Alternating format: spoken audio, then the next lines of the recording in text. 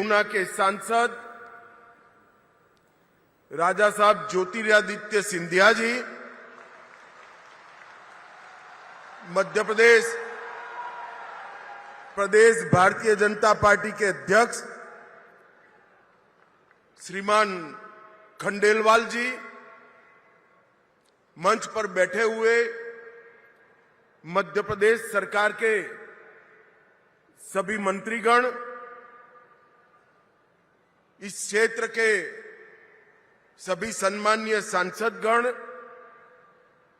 विधायकगण और आज कार्यक्रम के उत्सव मूर्ति ऐसे सभी उद्योजक जिन्होंने इस क्षेत्र में निवेश कर इस क्षेत्र को रोजगारी से युक्त बनाने का काम किया है और आज इस विशाल कार्यक्रम में इस कार्यक्रम का अंततोगत्वा फायदा जिनको पहुंचने वाला है, ये पूरे क्षेत्र की प्यारी जनता का मैं हृदयपूर्वक प्रणाम करना चाहता हूं। सबसे पहले एक ग्वालियर क्षेत्र जिसने अनेक सदियों तक भारत को कई मायने में कई क्षेत्रों में ऊर्जा और गति देने का काम किया है। जब मुगलों के सामने लड़ना था तब यहीं से लड़ाई की शुरुआत हुई। यहीं पर एक बड़ा थाना दिल्ली के मुहाने पर लगाया गया और हमेशा हमारे भारत के स्वराज को बल देने का काम हुआ। तानसेन से लेकर आज तक ग्वालियर घराने के सभी साजिंदों के और गायकों ने हमारी संगीत की सांस्कृतिक विरासत को शक्ति देने का काम किया है। इस क्षेत्र के किसानों ने हमेशा इस देश की कृषि को नई दिशा भी की है, गति भी दी है, ऊर्जा भी दी है। और सबसे बड़ी बात, इसी क्षेत्र ने आजादी के कालखंड के बाद, देश आजाद होने के बाद बड़ी मात्रा में पैरामिलिट्री फोर्सेस और मिलिट्री में जवान देने का काम किया है। ये ग्वालियर क्षेत्रों को मैं प्रणाम करता हूं। मित्रों, आज अटल जी की जयंती का दिन है। समग्र देश अटल जयंती को मना रहा है। मेरा सौभाग्य है कि आज मैं उस भूमि पर हूं जहां अटल जी के जीवन का शुरुआती काल गया। एक बाल अटल को अटल बिहारी बनाने का काम जिस मिट्टी ने, जिस भूमि ने किया, वो भूमि पर आज मैं उपस्थित हूं। अटल जी ने न केवल इस देश को अपनी सांस्कृतिक विरासत को बचाने में मदद की, अटल जी ने पूरा जीवन इस देश के स्व को जगाने का काम किया। स्वराज को, सुशासन तक की यात्रा को उन्होंने आगे ले जाने का काम किया। अटल जी उस जमाने में जब अंग्रेजी का बोलबाला होता था, तब यूएन की परिषद में हिंदी में भाषण कर पूरे भारतीयों का दिल जीतने का काम हमारे अटल बिहारी वाजपेयी ने।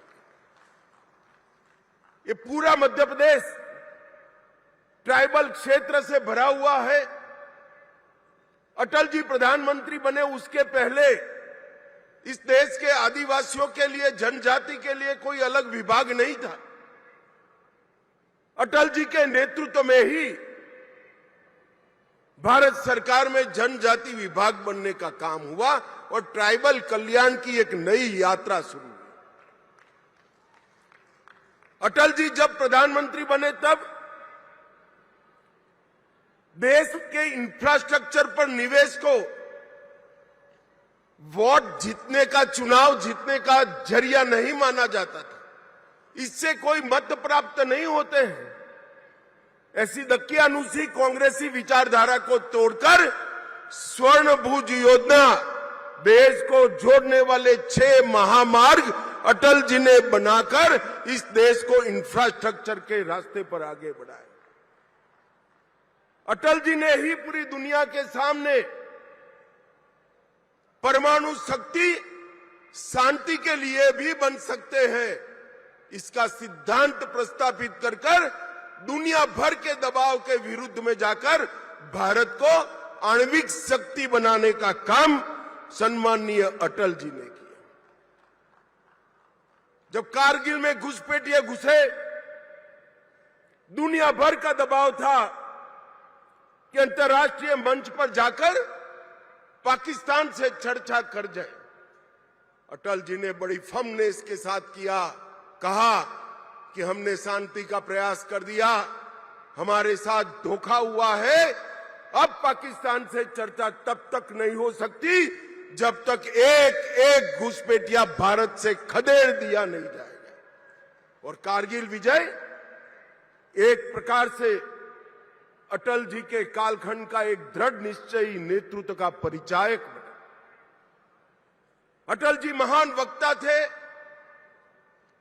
संवेदनशील कवि थे, लोक संग्रह और लोक कल्याण को समर्पित नेता थे, और सबसे बड़ी बात थी कि राजनीति में रहकर भी अजात शत्रु बनकर मृत्यु का वरण करना बहुत बड़ी बात होती है। पूरा जीवन इनको अजात शत्रु माना गया। इनके विरोधी भी अटल जी के विरुद्ध में कुछ नहीं बोल सकते। दल के लिए तो बोलते थे, अटल जी के लिए नहीं बोल सकते। आज एक युग पुरुष, एक स्वप्नद्रष्टा, आधुनिक भारत के इंफ्रास्ट्रक्चर डेवलपमेंट की नींव डालने वाले व्यक्ति का हम 101वां जयंती मना रहे हैं। मैं भारतीय जनता पार्टी के करोड़ों कार्यकर्ता और देश की जनता की ओर से ये महामानव को मनपूर्वक श्रद्धांजलि देता हूं। आज मदन मोहन मालवीय जी की भी जन्म जयंती है। इन्होंने बनारस हिंदू विश्वविद्यालय की स्थापना से लेकर गांधी जी के सहयोगी के रूप में, बाद में हिंदू महासभा के सृजन में, और हिंदू विचार को, जो इस देश का मूल विचार है, इसको कोई संकोच के बगैर देश में प्रस्तापित करने का प्रयास किया। बाद में आगे चलकर वही बनारस हिंदू विश्वविद्यालय अनेक नेताओं को दिया जिन्होंने इस विचार को आगे बढ़ाया। भारत रत्न महामना मदन मोहन मालवीय जी को भी मैं हृदय पूर्वक श्रद्धांजलि देना चाहता हूं। मित्रों, आज भारत रत्न सी राजगोपालाचारी राजा जी का भी पुण्यतिथि का दिन है। एक ही दिन में 2 भारत रत्न की जन्म जयंती और एक की पुण्यतिथि, ये दिन भी कोई विशेष प्रकार का दिन लगता है। मैं उनको भी मनपूर्वक श्रद्धांजलि देकर मेरी बात को आगे बढ़ाना काम करता हूं। मित्रों, मैं बहुत लंबी बात नहीं करना चाहता। मैं मोहन यादव जी को एक प्रकार से बधाई देना चाहता हूं, क्योंकि ये स्ट्रक्चर्ड इंडस्ट्रियल कॉन्क्लेव्स का शुरुआत नरेंद्र मोदी जी ने गुजरात से किया। वाइब्रेंट गुजरात के नाम से इंडस्ट्रियल समिट को आयोजित करने की एक वैज्ञानिक शुरुआत नरेंद्र मोदी जी ने की, और उसमें राज्य के कैपिटल के अंदर एक बहुत बड़ा इंडस्ट्रियल समिट होता था और राज्य में निवेश आता था।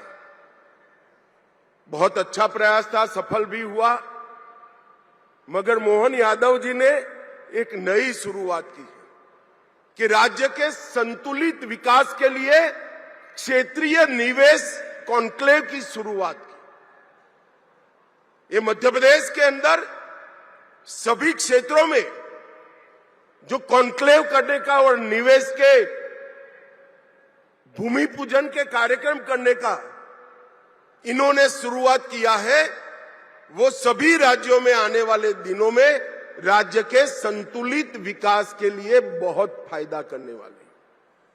देखने में जब देखते हैं तब अमाउंट छोटे छोटे दिखते हैं, जैसे आज 2 लाख करोड़ का निवेश हो रहा है, मगर किसी को मालूम नहीं है कि 2 लाख करोड़ का निवेश इस क्षेत्र के लिए कितना बड़ा है, इस क्षेत्र की जनता के लिए कितना बड़ा है। राज्य का अगर संतुलित विकास नहीं होता है तो राज्य आगे नहीं बढ़ते, क्योंकि हर क्षेत्र में एक पोटेंशियल पड़ा है। जैसे यहां पर मालवा और ग्वालियर चंबल के क्षेत्र में बहुत पुराना किसानों का उत्पाद कपास रहा, जाते जाते जाते विसरता गया, क्योंकि इसके उचित दाम नहीं मिलते थे। अब पीएम मित्र पार्क आया, तब वही परंपरागत क्षेत्र में निवेश पीएम मित्र पार्क ने किया और आज फिर से किसानों के लिए कपास एक मुनाफे का क्रॉप बनकर रहेगा। इस तरह से मध्य प्रदेश की सबसे बड़ी विशेषता है उसका भौगोलिक लोकेशन।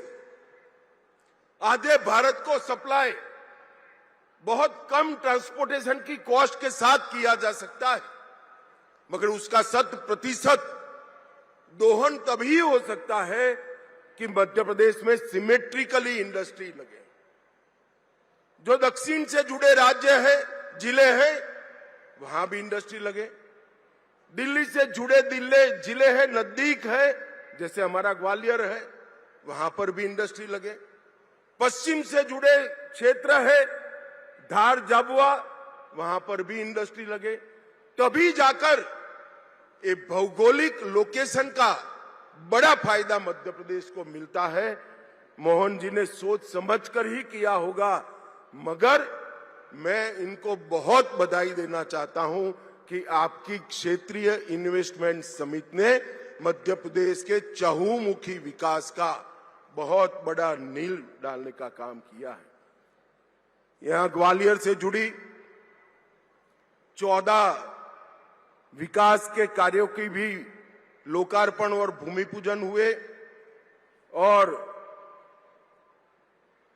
मध्य प्रदेश को विकास का रास्ता दिखाने का काम एक प्रकार से भारतीय जनता पार्टी ने किया है। एक जमाने में दिग्विजय सिंह का शासन था, मध्य प्रदेश बीमारू शासन बनकर रह गया, बीमारू राज्य बनकर रह गया। शिवराज जी ने मध्य प्रदेश पर से बीमारू का टैग हटाया, वो भारतीय जनता पार्टी के लंबे समय रहने वाले मुख्यमंत्री बने और अब मोहन यादव जी शिवराज जी से भी ज्यादा ऊर्जा के साथ इसको आगे बढ़ाने का काम कर रहे हैं। इससे निश्चित रूप से मध्य प्रदेश अब विकसित राज्य बनेगा। यहां शानदार हाईवे बन चुके हैं, मां नर्मदा का पानी पूरे क्षेत्रों तक पहुंचाने का काम किया है।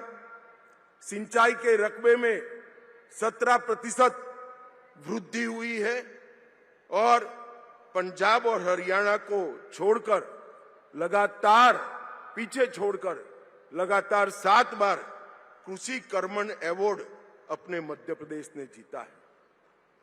जो पहले मैंने कहा, मध्य प्रदेश के भौगोलिक परिस्थिति का जो एडवांटेज है उसका 100% एक्सप्लोरेशन करने के लिए, दोहन करने के लिए एक multi modal logistic park Indore में बनाया जा रहा है और आज मध्य प्रदेश का ये मल्टी मॉडल लॉजिस्टिक पार्क देश भर में उत्पाद करने वाली सभी कंपनियों को अपना गोडाउन बनाने के लिए, अपना एक हब बनाने के लिए आकर्षित कर रहा है।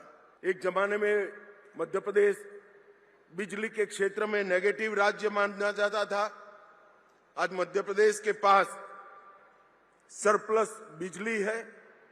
स्वच्छता में भी मध्य प्रदेश ने पूरे देश को पीछे छोड़ा है। यहां मेट्रो के परिचालन में पूरे भारत में सबसे कम लागत अगर कहां आती है तो हमारे मध्य प्रदेश में आती है। स्टार्टअप के क्षेत्र में भी मध्य प्रदेश ने बहुत अच्छा काम किया है। Agriculture, food processing, mineral based industries, renewable energy, logistic, textile, pharma, IT, tourism, हर क्षेत्र में इंडस्ट्री भी लगी है और स्टार्टअप भी बना है। और कुछ स्टार्टअप तो लगभग 50% स्टार्टअप हमारी महिलाएं, हमारी बच्चियां चला रही हैं। और मध्य प्रदेश एक प्रकार से 4,57,000 नई एमएसएमई इकाइयां सिर्फ एक साल में रजिस्टर करने का पूरे भारत में रिकॉर्ड स्थापित किया है। इससे मध्यम और लघु और कुटीर उद्योग में मध्य प्रदेश पूरे भारत का हब बनने जा रहा है। और अब स्टार्टअप और इनोवेशन से इसको नई ऊंचाई मिलने वाली। पहले मैंने पीएम मित्र पार्क की बात करी। मित्रों, पीएम मित्र पार्क 5F विजन से बना है, जो किसानों को अपनी उपज का उचित दाम देने के लिए भी काम करता है। Farm to fibre, fibre to factory, factory to fashion और फैशन टू फॉरेन एक्सपोर्ट तक की व्यवस्था ये पूरे पीएम मित्र पार्क में। और सबसे बड़ा पीएम मित्र पार्क देश में कहीं लगा तो हमारे मध्य प्रदेश में लगा है। इससे न केवल किसानों को फायदा होगा, टेक्सटाइल इंडस्ट्री सबसे ज्यादा रोजगारी देने वाली इंडस्ट्री है। टूरिज्म इंडस्ट्री सबसे ज्यादा रोजगारी देने वाली इंडस्ट्री है। और टेक्सटाइल और टूरिज्म दोनों के लिए अनुकूल संरचना अपने मध्य प्रदेश में बन रही है।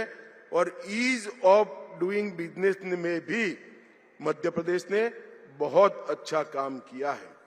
मित्रों, आज मैं यहां आया हूं तब मोदी जी के नेतृत्व में अनेक ऐसे नए क्षेत्रों की नींव डाली जा रही है, जिससे इस देश को आने वाले दिनों में नए क्षेत्रों में ग्लोबल लीडर बनने का मौका मिलेगा। अभी अभी हमारा फॉरेक्स रिजर्व $700 बिलियन के रिकॉर्ड स्तर को पार कर गया है। मित्रों, हमने सेमीकंडक्टर इंडस्ट्री में भले देर से ही सही मगर धमाकेदार एंट्री की है। और देखते देखते देखते सेमीकंडक्टर क्षेत्र में हम न केवल आत्मनिर्भर बनेंगे, हम इसका निर्यात भी करने की शुरुआत कर देंगे। हमने डिजिटल इंडिया के माध्यम से सबसे ज्यादा कम समय में सबसे ज्यादा विकास किया है। लगभग मोदी जी प्रधानमंत्री बने तब इस देश में 7 करोड़ इंटरनेट के उपभोक्ता थे, ओनली 7 करोड़। और सितंबर 25 में 101 करोड़ इंटरनेट के उपभोक्ता हमने तैयार कर दिए। ब्रॉडबैंड यूजर्स को भी 99 करोड़ तक पहुंचाया है। और देश में का 95% हिस्सा 4G से कनेक्टिविटी है। और अब 99% हिस्सा भी सीधा 5G में कन्वर्ट होने की तैयारी है। यूपीआई के माध्यम से डिजिटल ट्रांजैक्शन और फिनटेक के क्षेत्र में हमने बहुत बड़ा छलांग लगाया है। 2024-25 में विश्व भर के 46% real time digital transaction Bharat में हुए हैं, मतलब करीब 50%। हमारे गुजरात में एक कहावत है, कि एक और गांव और एक और राम, एक और पूरी दुनिया के डिजिटल ट्रांजैक्शन है और दूसरी ओर भारत के डिजिटल ट्रांजैक्शन। और अगस्त 25 में 25 लाख करोड़ मूल्य के 2000 करोड़ ट्रांजैक्शन हमने कर पूरी दुनिया को पीछे छोड़ा है। हमने कोरोना से वैक्सीन बनाने में और R&D में बहुत बड़ा इंफ्रास्ट्रक्चर खड़ा किया है। आज विश्व की 60% वैक्सीन भारत में बनती है। मैन्युफैक्चरिंग के क्षेत्र में हमने बहुत अच्छा किया है। भारत आज दुनिया का सबसे बड़ा दूसरे नंबर का मोबाइल उत्पादक है। खिलौनों के निर्यात में 239% की एक प्रकार से वृद्धि कर हमने बहुत आगे लिया है। डिफेंस एक्सपोर्ट और डिफेंस मैन्युफैक्चरिंग को भी स्ट्रक्चर किया है। ईज ऑफ डूइंग बिजनेस में हम 14 में 142वें स्थान पर थे, आज 63वें स्थान पर है। इंसॉल्वेंसी और बैंक्रप्सी कोड, इसने एक स्ट्रक्चर आर्थिक व्यवस्था की है। और इंफ्रास्ट्रक्चर में मोदी जी ने इस देश को दुनिया में सबसे प्रथम नंबर पर पहुंचाने के लिए प्रयास किए। यूपीए के समय में 90,000 किलोमीटर राजमार्ग थे, आज 1,50,000 किलोमीटर नए बने हैं। 4 लेन हाईवे 18,000 किलोमीटर बने, अब 46,000 किलोमीटर बने। ग्रामीण सड़क 3,81,000 किलोमीटर थी, आज 7,84,000 किलोमीटर थी। 74 हवाई अड्डे थे, आज 163 है। एक भी वंदे भारत ट्रेन नहीं थी, 164 वंदे भारत ट्रेन यहां बन रही है। और वंदे भारत के कलपुर्जे अब हमारे मध्य प्रदेश में भी बनने की शुरुआत होगी। एक भी अमृत भारत स्टेशन नहीं था, आज 1337 बन चुके हैं। रेलवे विद्युतीकरण सिर्फ 22,000 किलोमीटर था, आज 68,000 किलोमीटर हुए हैं। मेट्रो कनेक्टेड शहर 5 थे, आज 23 है। पंचायतों में ऑप्टिकल फाइबर सिर्फ 100 पंचायत में था, आज 2,14,000 पंचायतों में ऑप्टिकल फाइबर पहुंचा है। मैं मध्य प्रदेश के युवाओं को और मध्य प्रदेश में निवेश करने वाले उद्योजकों को अपील करने आया हूं। मध्य प्रदेश का भौगोलिक लोकेशन इतना आकर्षक है कि हर जगह बीज बोकर क्रॉप लिया जाता है। यहां रुपया बोकर आप करोड़ों रुपये कमा सकते हैं, इतना फर्टाइल लैंड हमारा मध्य प्रदेश है। और जो शुरुआत की है मध्य प्रदेश सरकार ने, वो शुरुआत मुझे कम से कम विश्वास है कि बहुत अच्छा परिणाम लाने वाली शुरुआत होगी। जब राज्य क्षेत्रीय संतुलन से विकास करता है तो इसका सबसे ज्यादा फायदा राज्य की जनता को और उद्योजकों को होता है, क्योंकि क्षेत्रीय विशेषता वाली इंडस्ट्री जब डेवलप होती है तो वो सस्टेन होती है, वो सफल होती है।